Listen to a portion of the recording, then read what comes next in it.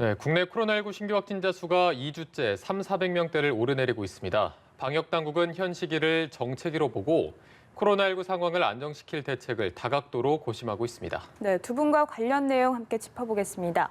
김경우 인제대 서울백병원 교수, 김민아 시사평론가 모셨습니다. 어서 오세요. 안녕하십니까? 네, 안녕하세요. 네. 자, 국내 신규 확진자 수가 어제 418명 나왔습니다. 지금 최근의 추이를 보면은 400명대를 오르내리고 있는데 방역당국도 정체기로 보고 있고요. 기대한 만큼 좀 감소세가 나타나지 않고 있어서 현재 상황은 어떻게 보고 계십니까? 네, 그렇습니다. 이번 주도 아마 한 평균 300명대 후반 390명 정도의 감염제 생산 지수도 한 1일 전후로 나올 것 같습니다. 네. 우리가 지난 12월에 그 최정점 1,200명까지 확진자가 나온 이후에 아마 1월 둘째 주, 셋째 주에 이제 감염제 생산 지수가 0.79, 0.8대로 떨어지면서 신규 확진자 수가 300명대 후반까지 나온 적이 있었는데요. 그때는 이제 거리두기가 수도권 2.5단계, 비수도권 2단계, 거기에 이제 5인 이상 사적 모임 금지라든가 21시 이후 영업 제한 이런 조치들이 있었고요. 최근에는 이제 그런 우리 방역 수칙과 거리두기 단계가 이제 수도권 2단계, 비수도권 1.5단계에 5인 이상 사적 모임 금지라든지 영업 시간 제한, 또 무엇보다도 적극적인 선제적인 검사, 임시 선별 검사들이 검사소들이 많이 생겨서 네. 누구나 쉽게 무료로 받으실 수 있게 되었는데요.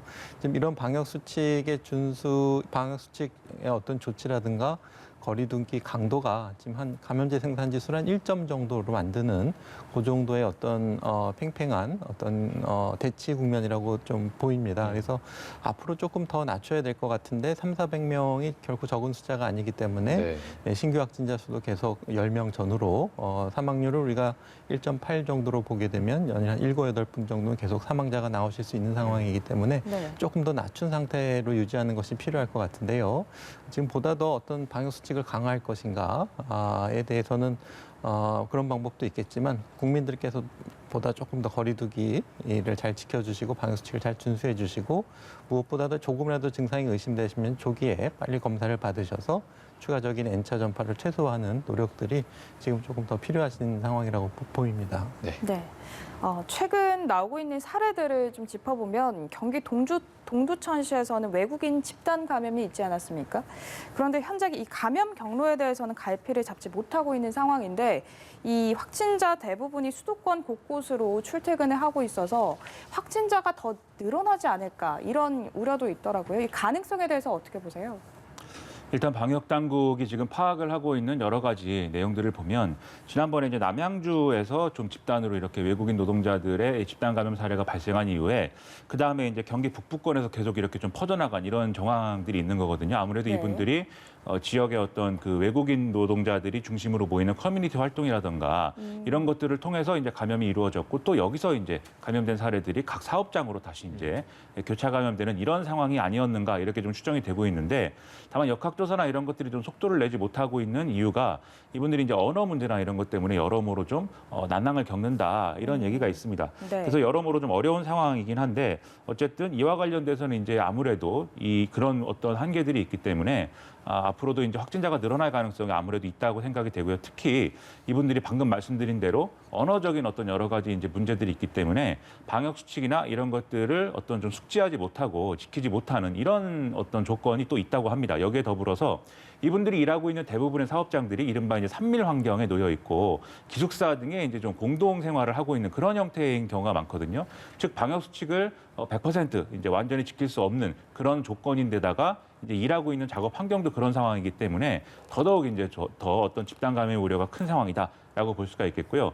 그리고 이분들의 경우에는 또 이제 검사를 받는 거에 있어서도 상당히 좀 어려움을 느끼고 있는 부분들이 있는데 예를 들면은 불법 체류 신분이라든가 이런 경우에는 아무래도 검사를 받는 과정에 자신의 신분이 이제 드러나서 좀 추방되는 거 아니냐. 이런 이제 경계심을 지금 갖고 있다는 거죠. 그런데 지금 실질적으로는 선제 검사를 받는다든지 이런 과정에서는 익명 검사라든가 이런 수단을 취해서 좀 그렇게 신분이 드러나지 않을 수 있도록 하고 혹시라도 불법 체류 신분이라는 게 드러나면 이것은 따로 조치를 취하지 않는다는 이런 방침을 지금 밝힌 상황이거든요. 그렇기 네. 때문에 이런 상황이라는 걸 좀 적극적으로 알려서 이분들이 이제 검사에 응할 수 있는 이런 조치들을 같이 좀 취하는 것이 지금은 중요할 것 같습니다. 네, 외국인 집단 감염에 대한 총 좀 분석을 해주셨는데 검사를 뭐 불법 체류 때문에 받지 않는 부분이 있어서 익명 검사 같은 방법 이런 부분도 제안을 해주셨고요.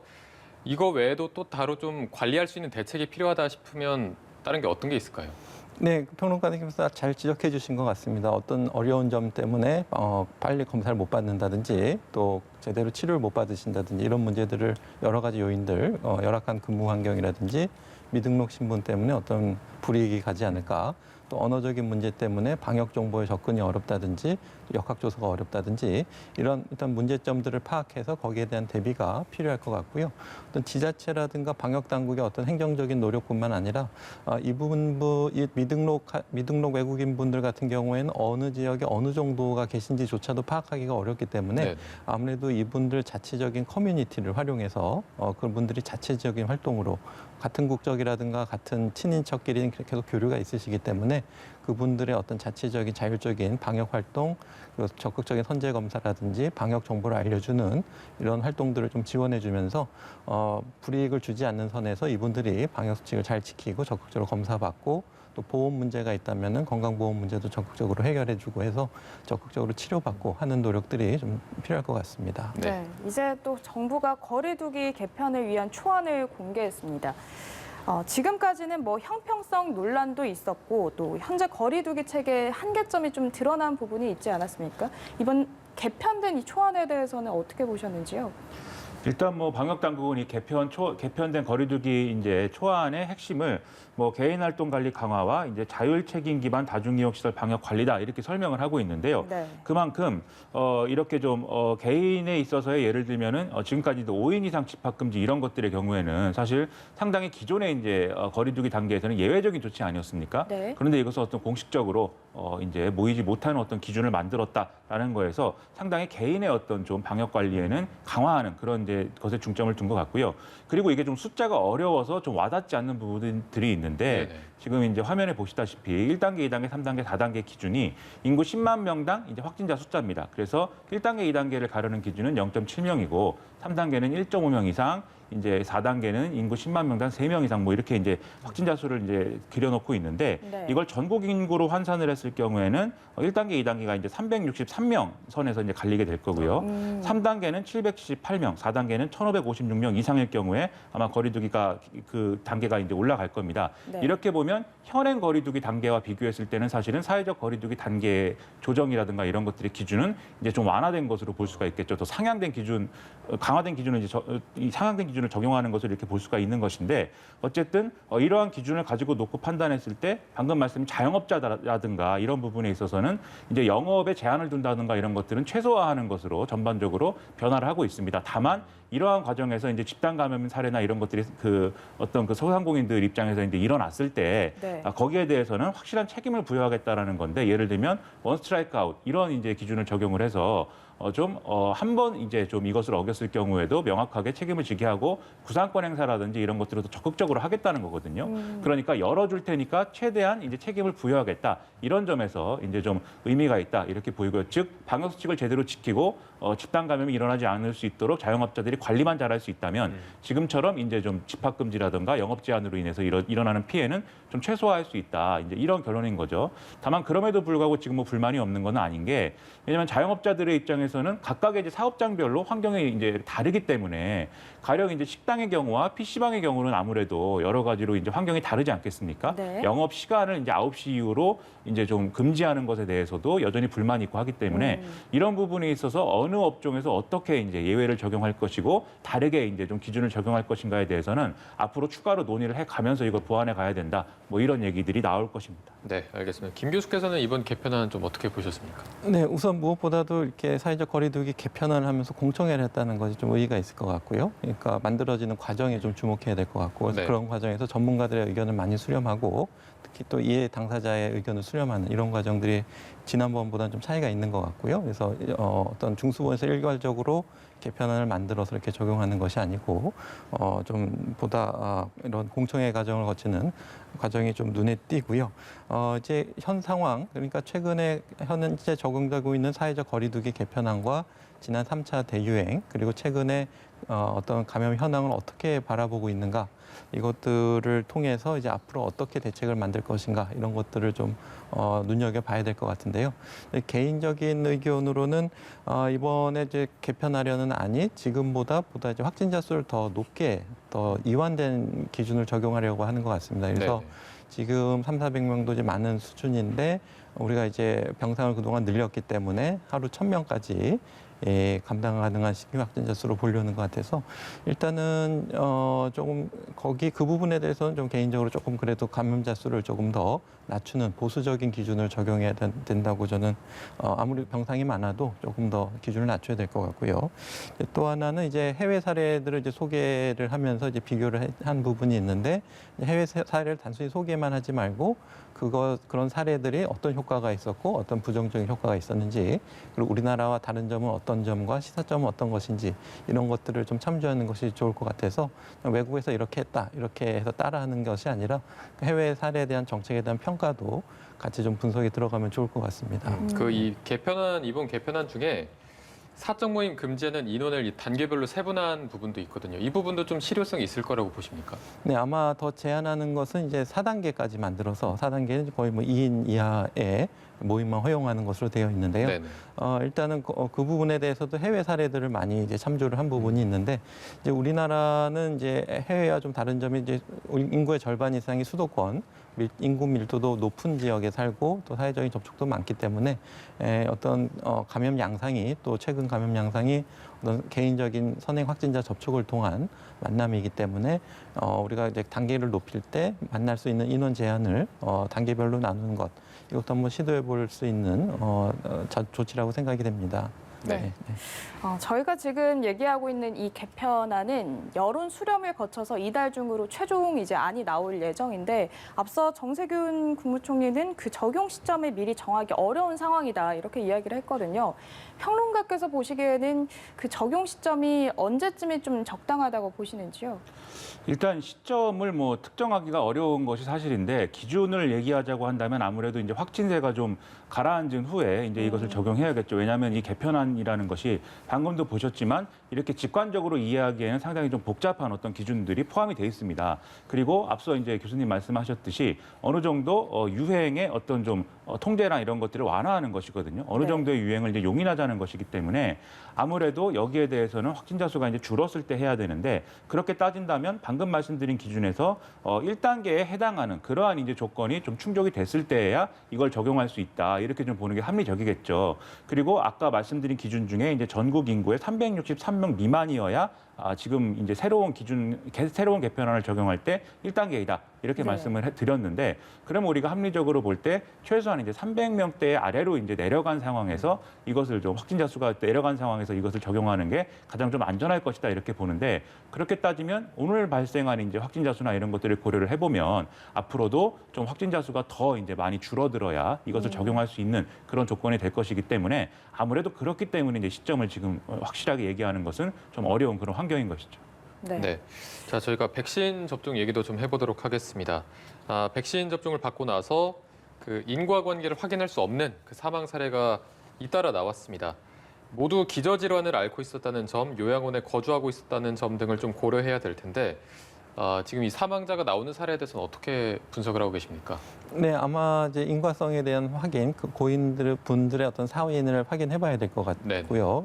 이런 사망 사례는 우리나라뿐만 아니라 이미 접종을 많이 시작한 해외에서도 접종 후 사망, 그러니까 시간적인 선후 관계가 있는 사망에 대해서는 많은 보도가 있었고 또 많은 검토가 있어서 아직 백신과 어떤 사망 간의 직접적인 인과성이 밝혀진 것은 없기 때문에 국내에서도 해외에서 밝혀지지 않은 어떤 백신과 연관된 어떤 사망 이런 것들이 우리나라 최초로 보고될 확률은 좀 낮아 보이고요.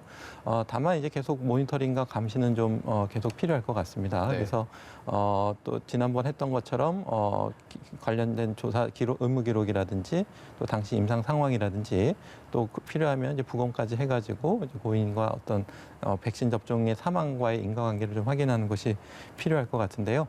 아직까지는 인과관계가 밝혀진 것이 없고 해외에서도 큰 어떤 위험성은 없기 때문에 국민께서 크게 불안하실 필요는 없을 것 같고요. 이제 어떤 백신의 안전성에 대해서는 어떤 백신 자체의 어떤 안전성도 있지만 혹시 이제 그동안 좀 문제가 제기됐던 것처럼 혹시 이송 과정에서 온도가 잘 안 지켜졌다든지 백신이 만들어지는 과정에서 품질에 이상이 있다든지 이런 부분에 대해서도 계속 이송에 대해서 철저한 온도 관리라든지 또 백신이 출하될 때도 품질 검사를 하고 또 동일한 로트 번호로 받은 다른 접종자에게서 이런 이상 반응이 증가하지 않는지 이런 것들을 같이 다 모니터링하고 있기 때문에 국민들께서는 지금 백신 접종 후에 어떤 인과관계 없이 사망이 일어났다고 해서 크게 불안하실 필요는 아직까지는 없으실 것 같습니다. 네. 방역 당국에서는 뭐 고령자가 이제 고위험군에 속하기 때문에 백신은 좀 맞아라 이렇게 권하고 있는데 그렇다면 안심하고 맞아도 된다라는 말씀이시죠? 네, 그렇습니다. 이제 고위험자분들이 맞으시면은 이제 건강한 사람들이 맞아도 뭐 피로감이 있다든지 근육통이 생기고 이런데 몸이 약하시면 더 힘들지 않겠냐 이런 걱정을 하시는 분들이 계시는데요. 네. 만약에 이제 고위험분들께서 사망하실 때 어떤 관련된 선행 증상이나 어떤 변화가 있었는지도 검토가 필요할 것 같고요.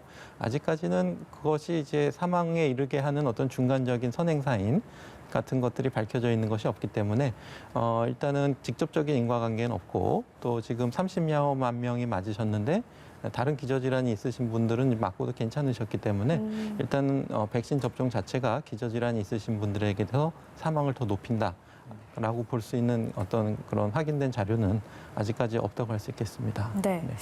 자, 그리고 화이자 백신이 이제 아스트라제네카에 이어서 국내에서 두 번째로 코로나19 백신으로 허가가 났는데 특히 이 화이자 백신이 이제 16세 이상 청소년들도 접종이 가능하다면서요? 그렇습니다. 화이자 백신은 기본적으로 이제 그 임상 시험을 할 때 아스트라제네카 백신과는 달리 16세 이상의 연령까지 이제 포함을 시켜놨기 때문에 기존에 이제 그 다른 백신보다도 이제 좀 학생이라든가 이렇게 접종하기 용이한 그런 특징을 갖고 있죠. 그렇기 때문에 이 화이자 백신이 들어오면 이 화이자 백신을 통해서 우리의 경우에는 이제 고교생 중에서도 이제 고교 2학년 고교생들의 경우에 이제 접종을 할 수 있다. 이렇게 네. 좀 기대를 모아서 이제 그것이 가능한가 이것이 좀 관심사인데요. 일단 이게 허가가 났지만 실제로 어느 시기에 어떤 우선순위를 가지고 접종을 할 것이냐 이런 것들도 같이 이제 판단을 해야 되기 때문에 이런 모든 내용들이 이제 질병관리청이 이제 판단을 할 것으로 보이는데요. 지금 말씀드린 대로 시기나 우선순위의 문제를 판단을 하려면 일단 백신 수급이 그러면 예정대로 될 수 있을 것인가 그리고 어느 시기에 어느 정도로 들어올 수 있을 것인가 이걸 먼저 판단을 해야 됩니다. 그래서 지금 이제 1분기, 2분기 이렇게 진행되는 것은 백신 접종이 진행되는 것은 아무래도 좀 요양시설에 있는 그리고 요양병원에 있는 이제 그 종사자들이나 그다음에 입소자들 그리고 2분기부터는 고령층부터 이제 마치는 것인데 아무래도 가장 우선순위에 들어갈 수 있는 것은 고령층들이고 그러면 3분기에 이제 어떤 우선순위나 이런 거를 정해야 될 것이기 때문에 이와 관련된 논의들이 좀 앞으로 진행이 될 것으로 보이는데요. 다만 지금 좀 불안하다고 이제 많이 느끼시는 게 새학기가 이제 시작이 됐기 때문에 그러니까요. 여기서 이미 이제 좀 여름까지 가는 과정에 좀 감염이나 이런 것들이 일어날 것으로 예상이 되는데 이때 이제 백신 접종이 안 되는 상황이 이어질 것이기 때문에 이것에 대한 지금 우려가 있는 것이거든요. 여기에 대해서는 이제 방역 당국이 나름대로 판단을 하겠지만 여기 이 논의 자체도 아무래도 이제 백신 수급 문제와 직결될 수밖에 없는 것이기 때문에 앞으로 상당 기간 이제 이걸 지켜봐야 될 것이다 이렇게 보입니다. 네. 네. 자, 그리고 아스트라제네카 백신과 관련해서 유럽 국가들이 애초에는 이 아스트라제네카 백신을 고령층한테는 접종을 보류했다가 최근에는 다 허용을 하고 있습니다. 최근 연구 결과가 고령층한테 크게 효과가 있었다 이런 내용인데 이게 정확히 어떤 내용입니까?